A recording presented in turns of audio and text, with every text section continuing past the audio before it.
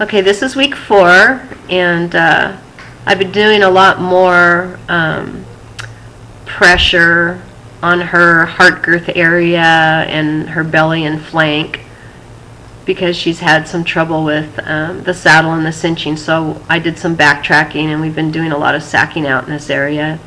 She still doesn't feel like she can keep her feet still once I cinch up the saddle, but anyway, we've been working on pressure. Here I'm working on her heart girth, and sometimes she can handle it and she keeps her feet still. She's always looking at me. I don't mind if she moves, and I actually prefer her to move around me, kind of get some movement going and feeling the pressure as she moves.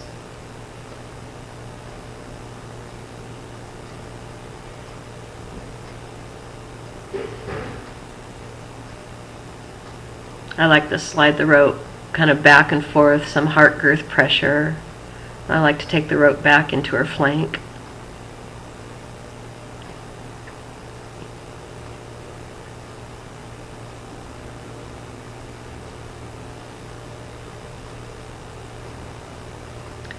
We always work both sides.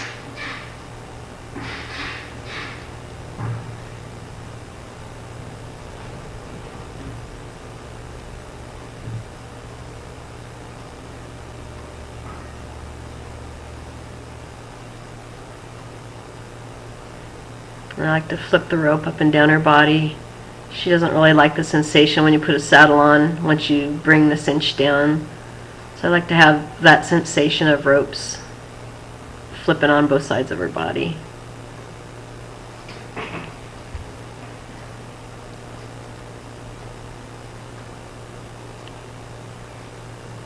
Now we're working in the flank area, and she's been a good girl. She's looking at me like, why are you doing this?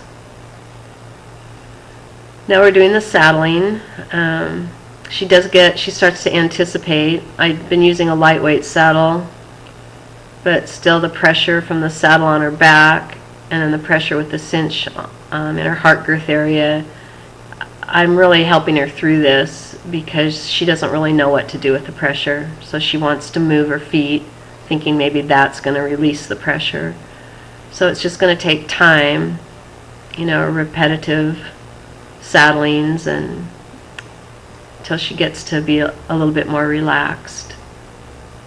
She doesn't do any serious panicking at this point because we've done it so much, but she does anticipate. She wants to move her feet.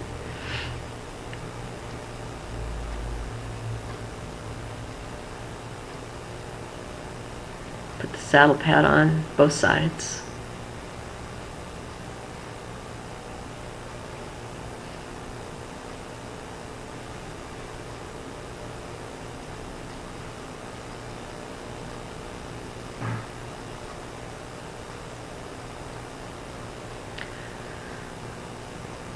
Once I get the saddle on, she likes to keep her feet going, so I usually try to bend her into me so that we're just kind of pivoting around.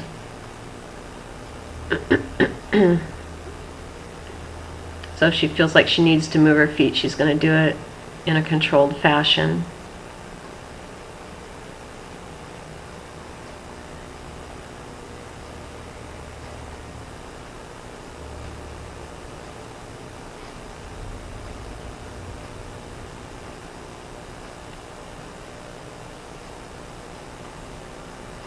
We get little seconds of stops, and then she feels like she has to move her feet again.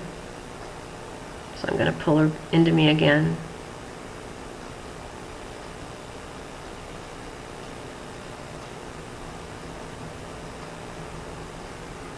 She's trying. This is really her heart area, is this pressure.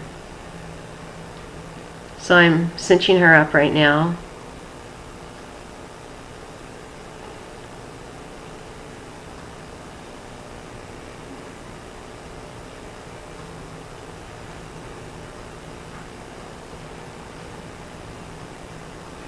I decided to use a horsehair pad because it was flatter.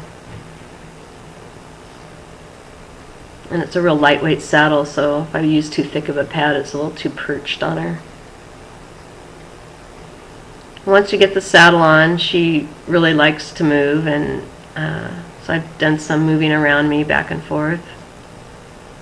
And then I went ahead and put her out on the rail, and just tried to get her mind on working back on the things she knows. We've been working on transitions, walk, trot, canter. She happened to do really good this day. So she's picking up her transitions now with just a trot and a click, and she's looking a little bit to the outside, but she's listening. I just did a little kiss right there for a canter, and she picked it right up.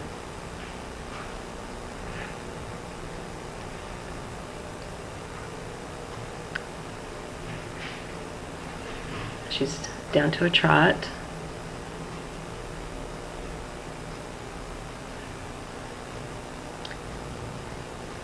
And there I asked her for a walk.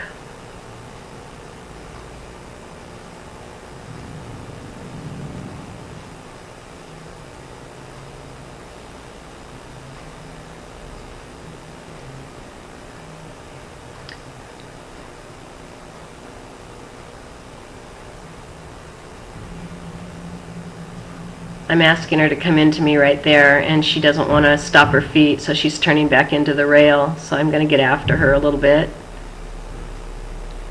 because she doesn't want to turn and face me. Now I'm asking her to come to me. Took a couple tries, but she finally did it. So all in all, you know, she's coming. She's coming along. This is where we like to sit on the fence and kind of have a time of relaxation, eat a few mini carrots, and it puts me above her. And if I don't tie her, and I don't plan on tying her to a pipe panel railing, but I want her to get a sensation of being tied, so I put the rope at a certain length. Then I ask her to come forward, and I just rub on her from a higher elevation so that it would be like as if I was sitting on her. I'm above her. If she backs up, then I just ask her to always come forward.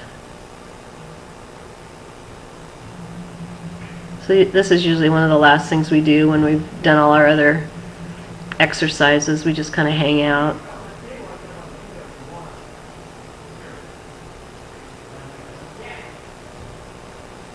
She had a good day today. She's a good girl.